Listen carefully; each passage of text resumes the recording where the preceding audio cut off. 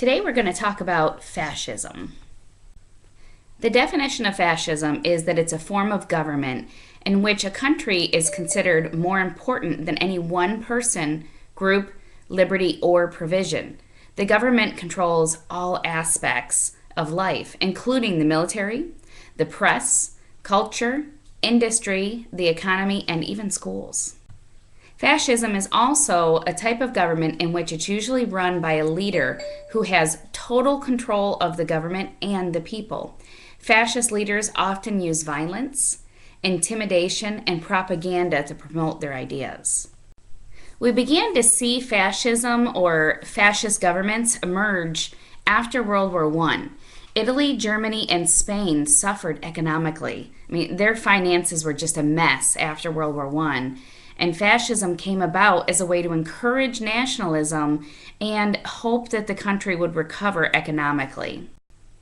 The dictators of those countries that adopted fascism were Benito Mussolini from Italy, Adolf Hitler from Germany, and Francisco Franco from Spain. Respectively, they organized a very strong military force to police the streets and to seize control of their national governments. Now, fascism sounds great. The countries were just torn apart, a mess after World War I, and they really needed some way for them to get back together. But there are some disadvantages to fascism. It crushes individual rights. You as an individual, you don't matter. Fascist leaders wanted to help their countries get back to the greatness that they had once had. But in order to do that, they used quite a bit of violence and intimidation to control the people. So what is fascism versus democracy? Here in the United States, we have a type of government called democracy.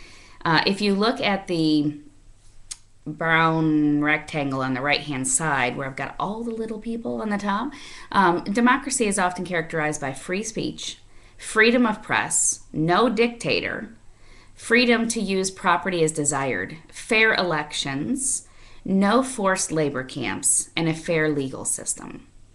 Over in fascism, there's limited or no human rights whatsoever. They're fearful of outsiders. The government uses intimidation to control the people, and they control the media. They force labor. They hold political prisoners. So if you don't agree with what the government has to say, and you express that in any way, shape, or form, they'll put you into a work camp. There's disrespect for free expression. There's fraudulent elections, meaning these are elections that are rigged. There's unjust legal systems, and there's supreme police control.